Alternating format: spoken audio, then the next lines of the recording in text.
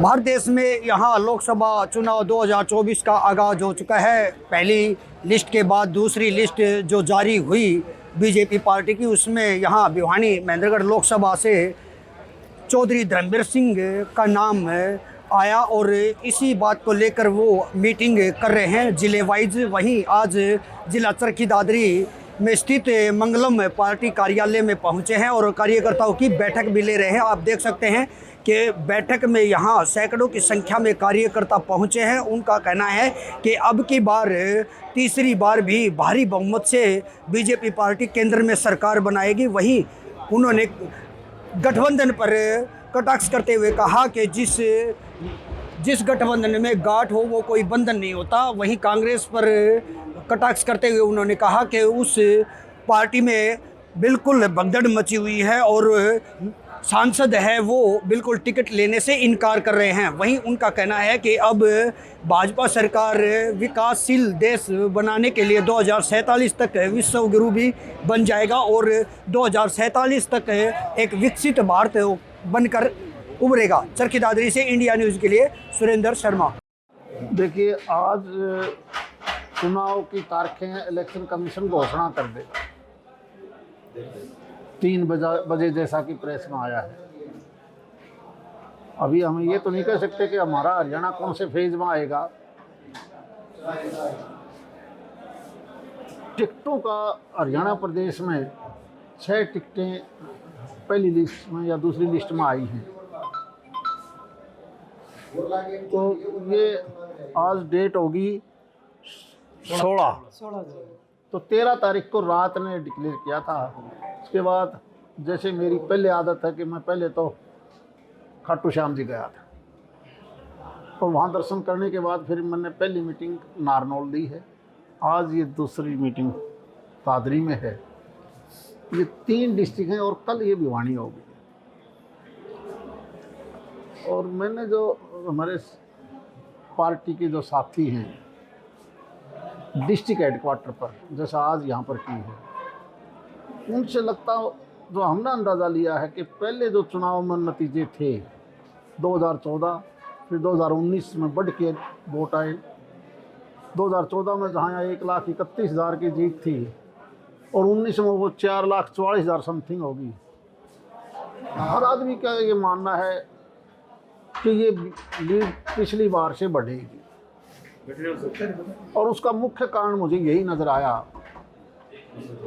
कि विपक्षी पार्टी कहने के लिए कांग्रेस पार्टी है हरियाणा में।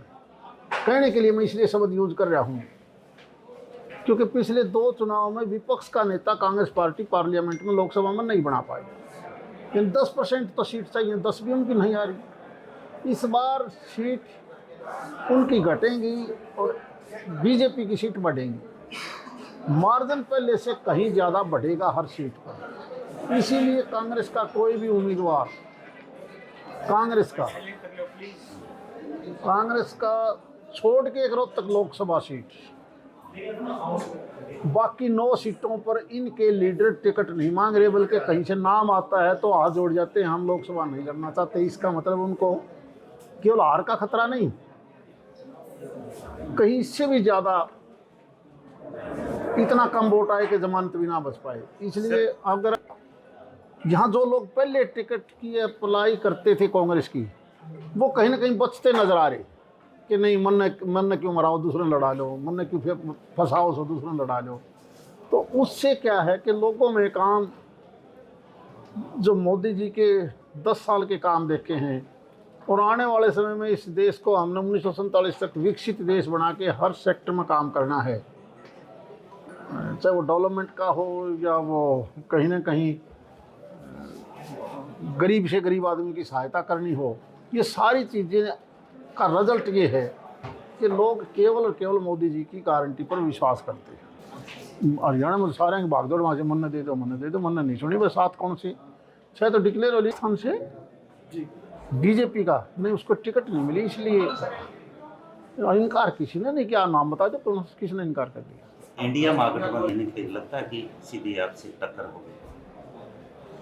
देखो, गठबंधन और महागठबंधन एक शब्द का के 2 अर्थ है।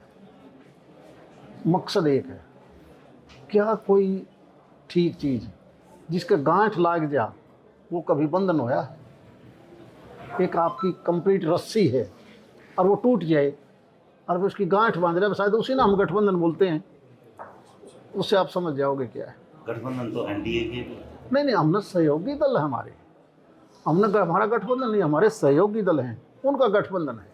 बीजेपी के एक सांसद की पहले भी कई मंत्रियों पर यौन उत्पीड़न के मामले दर्ज हुए हैं, तो क्या कहेंगे उसके वीडियो की? लेकिन अगर कोई देखो, ऐसा है राजनीति के अंदर, गांव का मुखिया हो, शहर का मुखिया हो, प्रदेश का मुखिया हो, प्रदेश विधानसभा का हो, लोकसभा का हो, एक जिम्मेवार आदमी अगर किसी की कोई गलत आचरण है तो मैं तो उसको कहता हूँ उसने सार्वजनिक जीवन के अंदर ऐसे आदमी का कोई जगह नहीं होनी चाहिए, कोई भी क्यों ना हो। बार मौका मिला है, 2 बार आप सांसद रहे हो, कहीं ना कहीं कोई ऐसी टीस रही हो जो तीसरी बार आप पूरा करना चाहते हैं? ये एक रेगुलर प्रक्रिया है, हम क्योंकि आगे बढ़ रहे हैं। हमने 10 साल पहले का भारत और हरियाणा और हमारा क्षेत्र देखा है, अब हमने इस 10 साल में बहुत कुछ तय किया है। हमारी और आपकी सबकी सोच यही है कि हमारा क्षेत्र, हमारा प्रदेश भी हर मायने में आगे बढ़े। और जो मैं सोचता हूँ यहाँ कमज़ोरी क्यों रही? कमज़ोरी रही हमारी कनेक्टिविटी अच्छी नहीं थी दिल्ली से। अगर कनेक्टिविटी पहले होती तो यहाँ इंडस्ट्री आ जाती। बाकी चीज़ों में आप रेलवे कनेक्टिविटी, सड़क की कनेक्टिविटी, या पुराने टाइम की देखोगे, ये जो नहर बनी थी कभी चौधरी बंसी लाल के टाइम पर, दोबारा इनको रिमॉडलिंग करना, पंप हाउस ठीक करना, आखिर तक कोशिश JLN के थ्रू लुहारू फीडर हो, सतनाड़ी फीडर हो, महेंद्रगढ़ कैनाल हो, शिवानी फीडर हो, इन सब को इसीलिए दोबारा से बनाया गया है ताकि निकट भविष्य में हर खेत को पानी भी मिल जाए, हर घर में जल और नल भी। इसीलिए पॉलिसी बनाई है कि एक लोहे की पाइप द्वारा सबको पीने का पानी मिले। हाँ, एक चीज़ की जो हम कमी मानते हैं दिल्ली के साथ होते हुए, रोज़गार की बहुत बड़ी समस्या है। और रोज़गार की समस्या को दूर केवल प्राइवेट या पब्लिक सेक्टर की कोई बड़ी यूनिट जब तक हमारे क्षेत्र में नहीं आती तो रोज़गार हमें नहीं मिल पाता। हमारी इस बार की यही कोशिश होगी कि जो पहले नहीं थी, कनेक्टिविटी ना होने की वजह से कोई उद्योग नहीं आ रहे थे, हमारी पहली प्राथमिकता यही होगी कि कोई इस प्रकार की इंडस्ट्री, चाहे वो खुडाना IMT बने, हमारा नांगल चौधरी के अंदर लॉजिस्टिक हब हो, दादरी या भिवानी में भी हम दोनों जगह इस प्रकार से किस प्रकार से कोई अच्छी इंडस्ट्री आए ताकि लोगों को रोज़गार मिल सके। जेजेपी के साथ जो गठबंधन टूटा, क्या उसका असर पड़ेगा बीजेपी के लोकसभा चुनाव में? मैं ये मानता हूँ आज देश का आम आदमी, JJP हो, फलां हो, कांग्रेस हो, सारे लोगों की सोच बदल गई। वो केवल ये चाहते हैं कि ये भारतीय जनता पार्टी सारे देश की पार्टी है, अब तो हम सब ने साथ दे के एक बार तो 2047 तक देश को विकसित देश बनाना है। ये छोटी मोटी बातों को अब लोग नज़रअंदाज करने लगे। हरियाणा के जो सियासत में ये भी तो उससे कुछ प्रभाव पड़ेगा, किस तरह का? नहीं, मुख्यमंत्री, आप भारतीय जनता पार्टी में ये चीज़ देखोगे, ये कांग्रेस में नहीं था।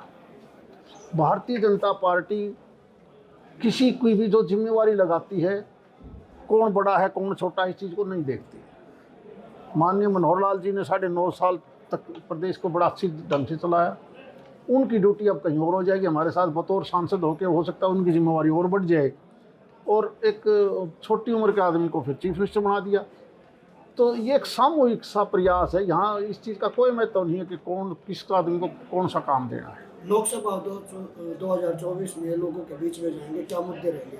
मुद्दे की जरूरत ही नहीं। देश का आम आदमी देश को विकसित देश बनाना चाहता है। मुद्दा है तो केवल यही है कि आदरणीय नरेंद्र मोदी ही ऐसे हालात में देश को आगे बढ़ा सकते हैं। उनकी गारंटी है, दूसरी कोई चीज़ है ही नहीं।